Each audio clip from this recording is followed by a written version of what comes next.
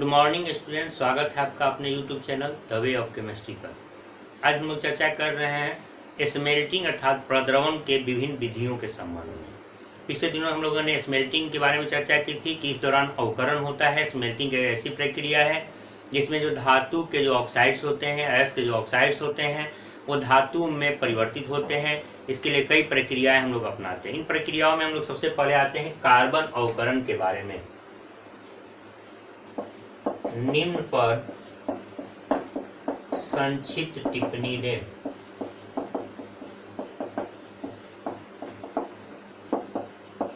Right short notes on following.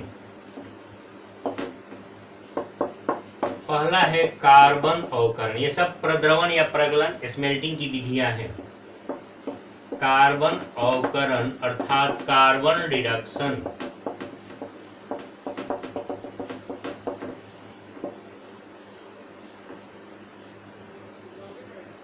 प्रगलन या प्रद्रावण के इस विधि में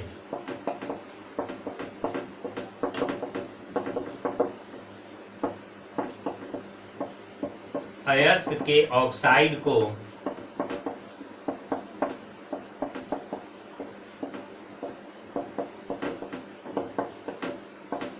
कोक या एंथ्रासाइट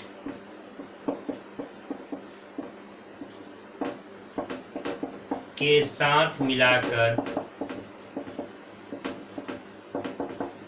गर्म किया जाता है।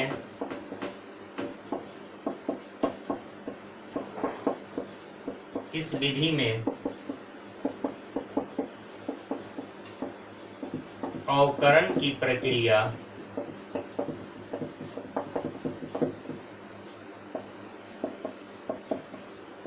कार्बन के माध्यम से होती है। हालांकि कभी कभी कार्बन मोनोऑक्साइड भी अवकरण में भाग लेता है, लेकिन मुख्यतः कार्बन यहाँ अवकरण में भाग लेता है। This process is a part of smelting. In this process,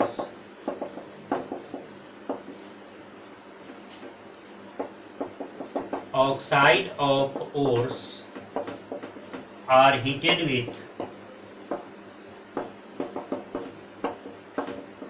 coke or anthracite. Reduction takes place by the help of carbon. Example के तौर पे जिंक ऑक्साइड है। जस्ते के निष्कर्षण के दौरान इसका निर्माण होता है। जिंक वैलेंट अयस्क जब हम लोग रोस्टिंग करते हैं, या हम लोग कोक या एंथ्रासाइट मिला के इसको गर्म करेंगे, पिघला हुआ जस्ता प्राप्त होगा और कार्बन मोनोऑक्साइड गैस बाहर आ जाएगी। तो यहाँ कोक या एंथ्रासाइट के माध्यम से यहाँ रिडक्शन हुआ, इसको हम लोग कहेंगे कार्बन रिडक्शन, क्योंकि रिडक्शन में कार्बन भाग लेता है। दूसरा है स्वतः अवकरण, ऑटो रिडक्शन।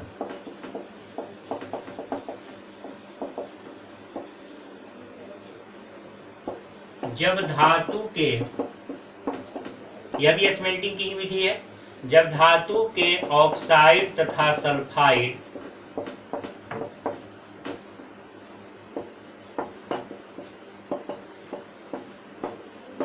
आपस में अभिक्रिया कर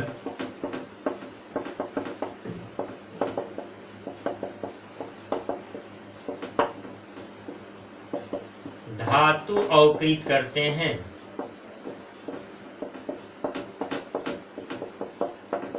तो इस प्रक्रिया को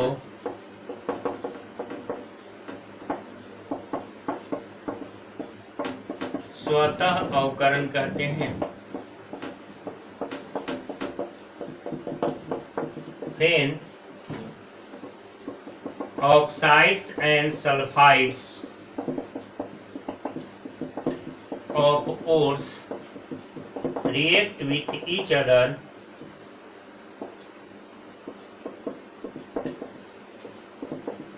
to produce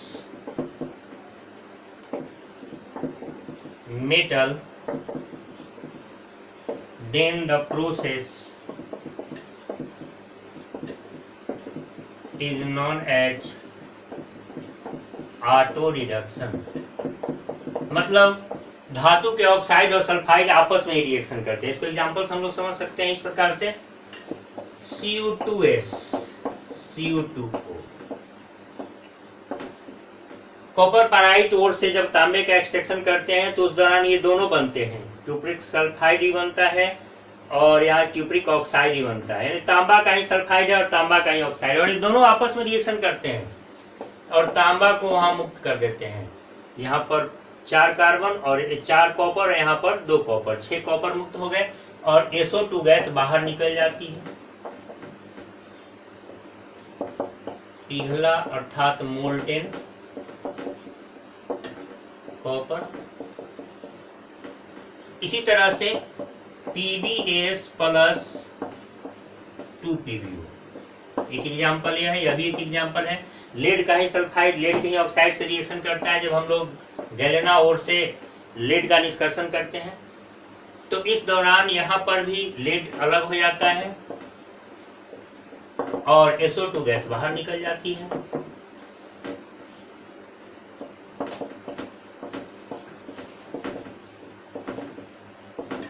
मोल्टेन लेड। तो इस विधि में धातु का ही सल्फाइड और उसी धातु का ऑक्साइड, मैं जिस धातु का सल्फाइड था उसी धातु के ऑक्साइड से रिएक्शन किया, यहाँ भी जिस धातु का सल्फाइड था उसी धातु के ऑक्साइड से रिएक्शन किया, तो स्वतः अवकरण से नाम पड़ा कि जिस धातु को हमें प्राप्त करना है उसी धातु के सल्फाइड और ऑक्साइड परस्पर आपस में अभिक्रिया करके धातु को मुक्त करते हैं। इस विधि को हम लोग कहते हैं स्वतः अवकरण। तो स्मेल्टिंग की एक अगली विधि है विद्युतीय अवकरण, इलेक्ट्रोलिटिक रिडक्शन। प्रगलन के इस विधि में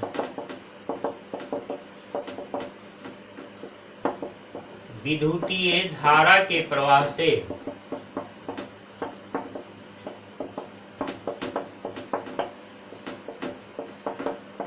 अवकरण की प्रक्रिया संपन्न कराई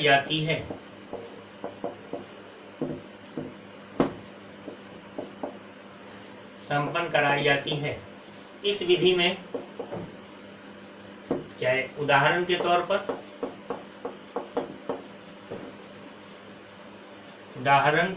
पर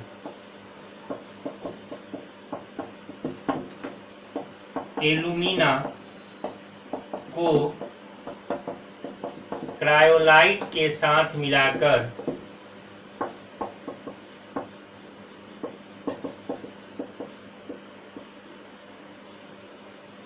विद्युतीय अपघटन करने पर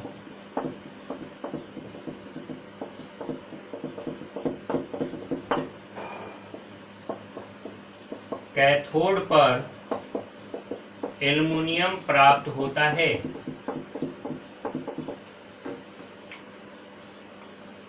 यह भी प्रगलन की एक विधि है, लेकिन यहाँ अवकरण होता है विद्युत धारा के माध्यम से।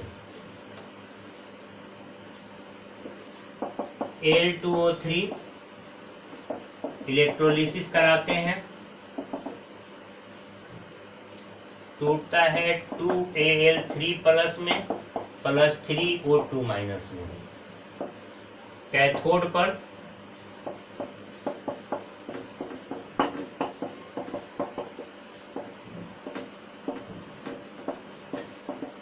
Al3 प्लस 6 इलेक्ट्रॉन लेकर के एल्युमिनियम के रूप में डिपॉजिट कर जाता है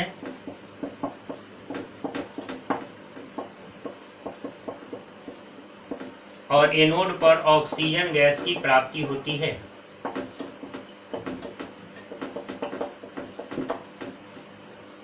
तो इलेक्ट्रोलिसिस करने के लिए थोड़ा सा क्रायोलाइट मिलाते हैं। क्रायोलाइट क्यों मिलाते हैं आगे हम लोग चर्चा करेंगे। एल्यूमिना के विद्युतीय अपघटन से यहाँ ऑक्सीजन अलग हुआ, ऑक्सीजन का वियोग हुआ, इसलिए अवकरण है। लेकिन विद्युत धारा के माध्यम से इलेक्ट्रोलिसिस के माध्यम से हुआ, इसलिए इसको कहते हैं विद्युतीय रिडक्शन अवकरण, विद्युतीय अवकरण।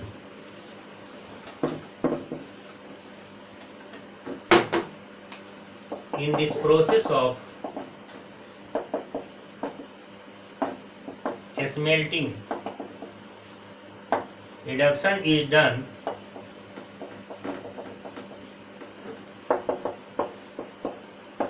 by electrolysis.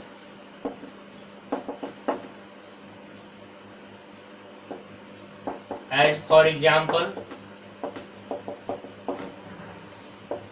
during extraction of aluminum from alumina, L2O3 is electrolyzed with some cryolite Na3AlF6. Pure aluminum is obtained at aluminium cathode पे प्राप्त होता है। तो अगली विधि है प्रगलन की एल्यूमिनोथर्मिक विधि। एल्यूमिनोथर्मिक विधि से नाम पड़ा कि एल्यूमिनियम के माध्यम से और थर्मल अर्थात उष्मा के माध्यम से यहाँ हम लोग रिडक्शन करते हैं। इसे हम लोग एल्यूमिनियम के माध्यम से रिडक्शन भी करते हैं।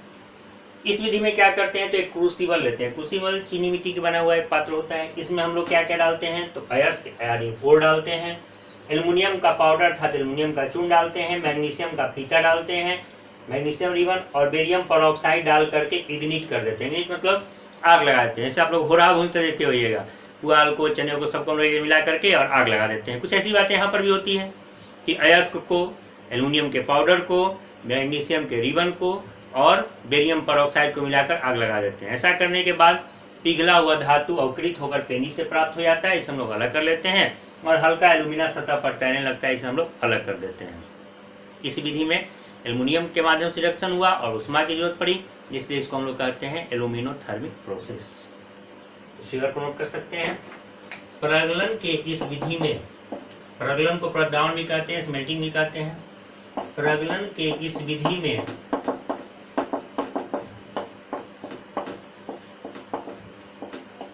अयस्क को एल्यूमिनियम चूर्ण, मैग्नीशियम का फीता तथा बेरियम परऑक्साइड मिलाकर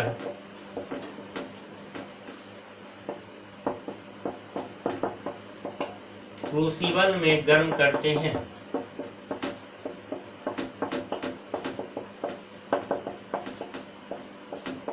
जिसके फलस्वरूप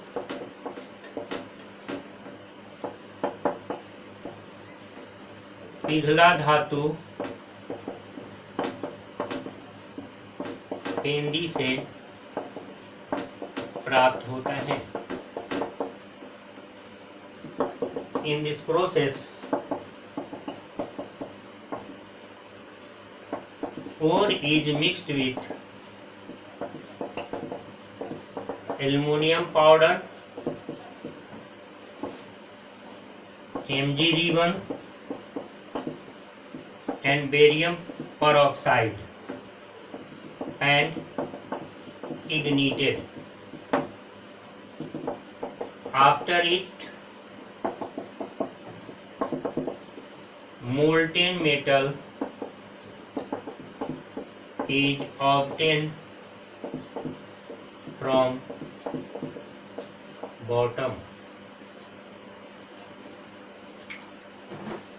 नोट कर सकते हैं। एग्जाम्पल के तौर पे क्रोम अयस्क में हम लोग एल्युमिनियम के पाउडर के माध्यम से रिएक्शन कराते हैं तो बनता है क्रोमियम, पिघला हुआ पेनी से प्राप्त होता है, और एल्यूमिना जो हल्का होता है सतह पर हम लोग उसको कलेक्ट कर लेते हैं। मोल्टेन अर्थात पिघला क्रोमियम। इस प्रकार से हम लोग इस विधि से धातु को प्राप्त कर लेते हैं। सब स्मेल्टिंग की विधियां हैं, यानी यहाँ तक आते आते हम लोग को धातु प्राप्त हो जाता है। और इस धातु में थोड़ी सी अशुद्धियां बचती है, इसे शुद्ध करने के लिए हम लोग धातुओं के शोधन अर्थात चौथे स्टेप का प्रयोग करते हैं। इसे रिकॉल करा लेते हैं।